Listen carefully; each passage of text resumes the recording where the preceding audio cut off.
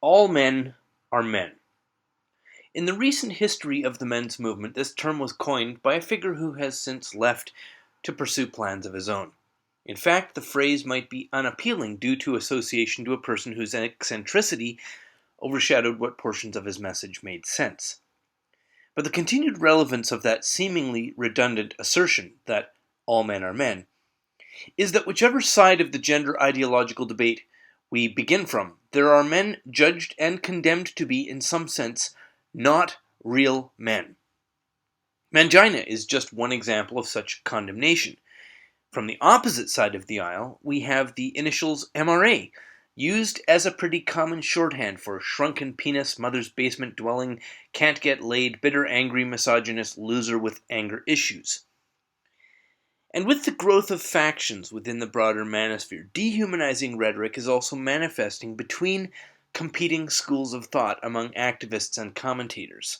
Men going their own way are rebranded pigs going their own way. A well-known commentator on men's issues brands his colleague of a contrary school of thought with the name of a noxious insect. And commentators who argue for separation from women are in some cases referring to their woman-associating brothers as lapdogs, or pussy-seeking dogs. Aside from literally dehumanizing terminology, we also have a growing climate of slander, personal attack, and scandal-mongering, all of which can be summarized with a truism usually attributed to the Greek philosopher Socrates. When a debate is lost, slander becomes the tool of the loser. And this brings us back to that seemingly redundant phrase, that all men are men, even male feminists. While as men's advocates, as MGTOW commentators, and as objectors to the practices and the rhetoric of feminism, we see male feminists as particularly wrong-headed. These guys are still men, simply following an ideology that we find objectionable. In fact, the common practice among men's advocates to insult and to devalue male feminists has no positive impact on those men except to further reinforce their commitment to the ideology which devalues them by their own sexual identities. And just like calling a men's advocate whose views we disagree with by the name of a noxious insect, degrading and insulting male feminists is totally unproductive. This point bears some repetition, so it's worth examining what our intentions are in any particular public argument. What is the purpose in calling a male feminist by some derogatory name? Is it to discredit him in the eyes of others?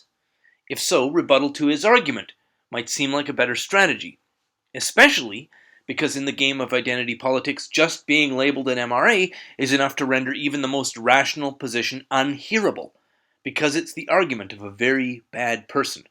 The very bad person would be you, by the way. Is the purpose of belittling a male feminist to drive him, personally, away from his adherence to feminism? I can tell you for free that calling a male feminist a mangina, or a schneevy, or a lapdog, or any other demeaning slur will not accomplish this goal.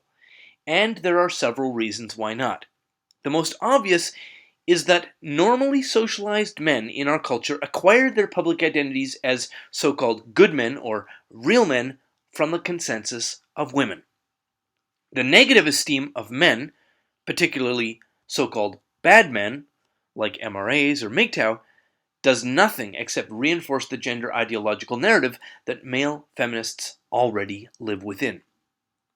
The second point is that even if blue pill men did take their public identities from other men's opinions, which they don't, male feminists already live in a constant climate of fear and shame from the feminists to whom allegiance they have already pledged, and adding fear and shame from the bad men, like you or me, is no change of pressure at all.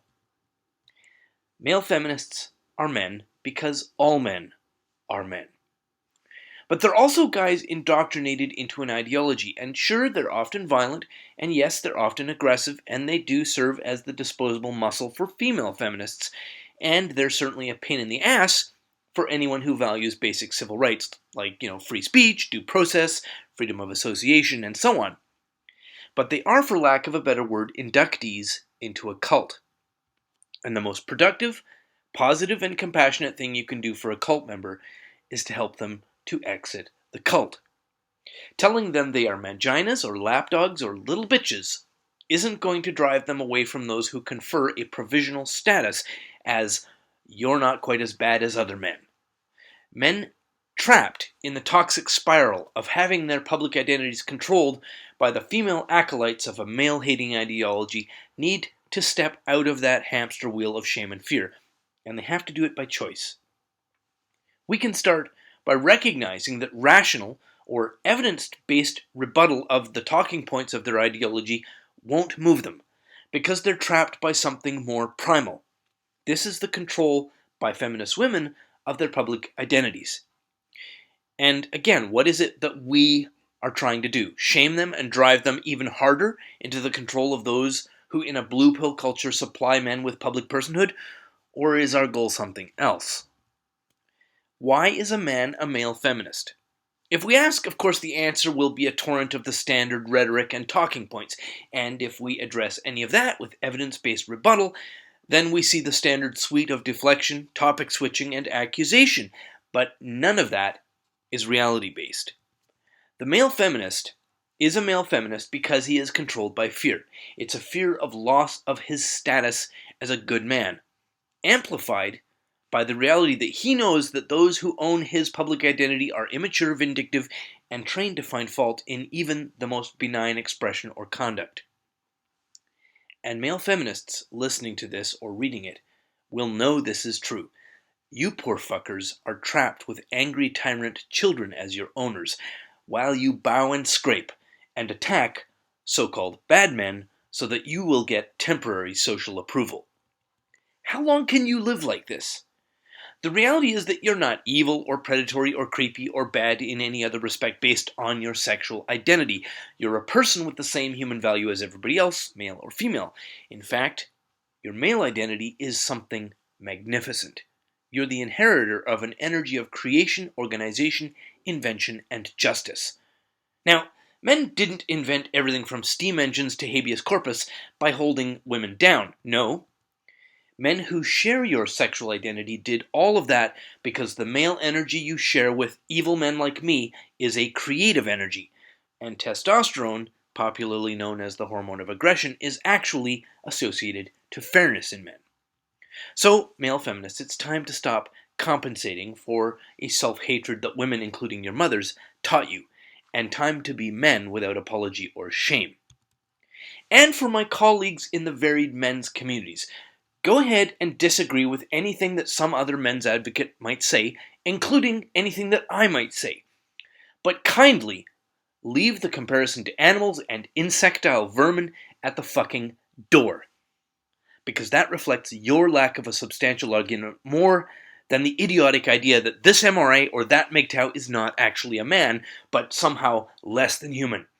And for those who persist in this kind of dehumanizing tactic, the lack of any real argument from you is why you are increasingly a marginal figure.